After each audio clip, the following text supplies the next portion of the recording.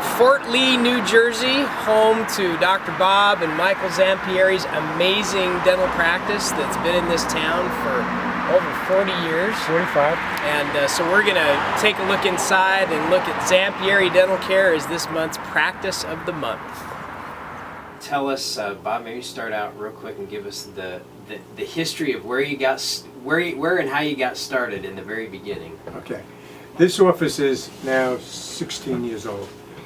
I started in my mother's basement on a one-way street going the wrong way. So you had to go make a right off this main street to get to my office. And it was in my mom's basement because my father had passed away.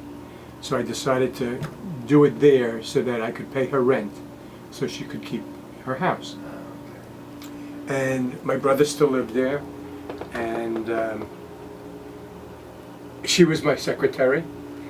And as a matter of fact, she passed away when she was 83 in 1993. And she wrote all of the checks. And all I did was sign the bottom. So after she passed away, of course that day she made a deposit because you have to make a deposit. Wow. So after she passed away, I would write all the checks and sign. They would start to bounce because the bank had never, in 20, 30 years, had never seen my name, my writing. They wouldn't process They wouldn't process the check. So then I had to call them up and I said, hey, it's me. It's me, yeah. But I think the key to my success over there in my mother's basement, it had 3 treatment rooms. I had a full lab with a lab man. And the success was one of my mentors. I did one visit dentistry. One visit dentistry meaning if you had 20 cavities, 20 crowns, we did it in one visit. I'd either sedate you a little bit or whatever it took, but we do it in one visit. And I was taught that by my mentor, Bob Schwartz, because he said CEOs, presidents of companies, important people don't have time to come once a week for 10 weeks. They want to come once and then twice. That's it. And that was my little niche, like Gypsy Rose Lee said, you got to have a gimmick. That was my gimmick, plus pain control, of course. So Michael, you've been here how long? This will be my eighth year. Yeah. So what is, you've grown up with a great mentor as a father and as a dentist. What's the biggest thing that you've learned from your dad as a dentist? As a dentist is how to, Sorry. no problem. As a dentist, it's about how to treat people, and in life, it's about how to treat people. And just, as far as the dentistry, it's really just watching him. You just learn it. I can tell people that you need to do it all at one time because it'd just be easier. And it's just if you exude that confidence that you can do it that way, people will let you do it. As far as being a dentist, it's more just about I've learned more how to just listen to people and let them talk to you, and then they usually tell you exactly what they're feeling and what the problem is. If you try and talk to them and talk it out of them, it doesn't work. You just need to listen. So he's taught me, and I try to listen to what he tells me. You try that. So I try, but it's also, it's not many of my friends that came out of dental school have been successful being able to work with their father. It's usually either a year and it was done, so I'm pretty proud that we made it this far. So, It's a milestone. yeah, so it is a milestone. And if there are some bad times or this and that, you have to look at it in the overall picture, that to be able to go into work and see your dad every day is a pretty amazing thing. Yeah. Not many people get to do that, so I'm proud of that. In terms of what you guys, your involvement in the community, because you guys have done stuff a lot in the community. What kind of a difference has that made for all of you in terms of how you work together and the team and the Well, yeah, practice? it gets us to spend some time together. We'll have a lunch and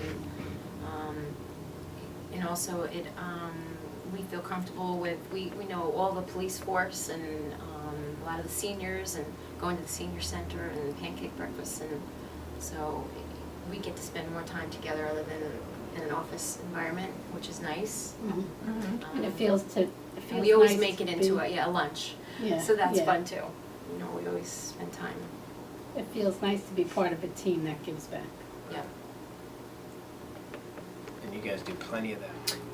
You have one of the longest tenured teams in dentistry. I think we calculated up how many years of experience at one of the past annual events. It was like over 100 years or whatever. No, more than that.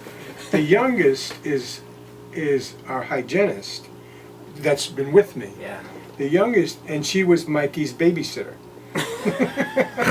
You're probably real happy about that too, aren't you, Michael? Yeah, because she's beautiful, and Yeah. so that's good. She, I would say, over 30 years, and she's the youngest being with us. Wow. Our hygienist, who just retired, was 38 years. The two other girls are in the 35 range. And it's very difficult on Mikey, because they're all my girls.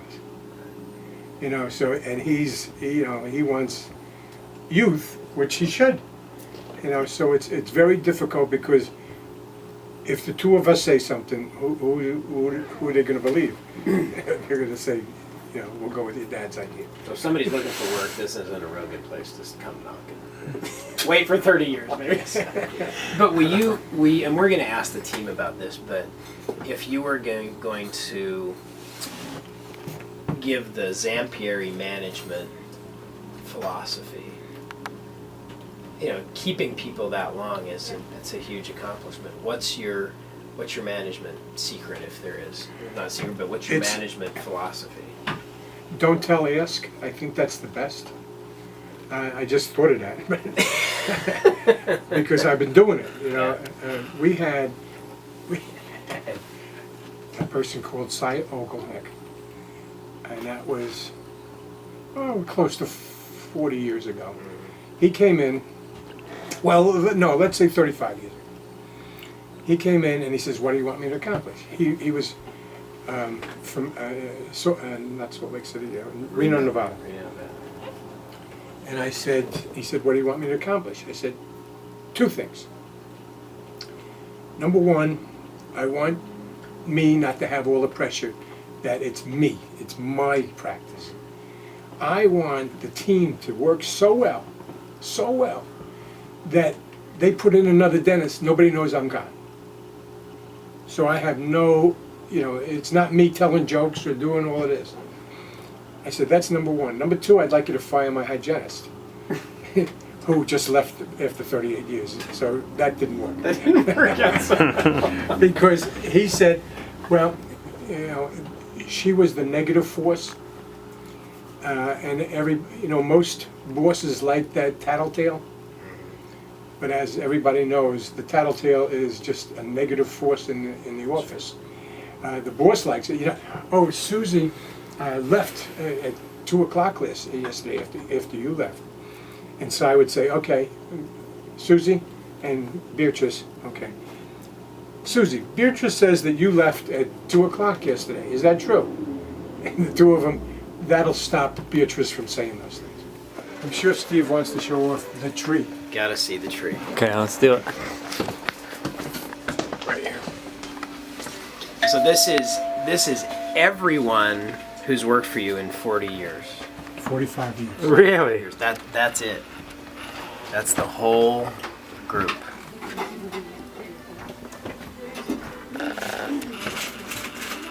So that's what, 16 people, Bob? Yeah. 16 people in 45 years. I told Bob most people that have practiced as long as he would have a forest. I would.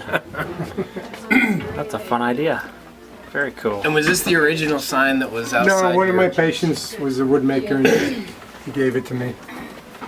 All right.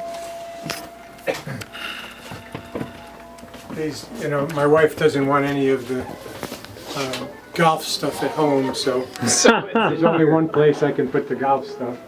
There you go. It's all the golf. When you put stuff up, it tells the person who you are. Yeah.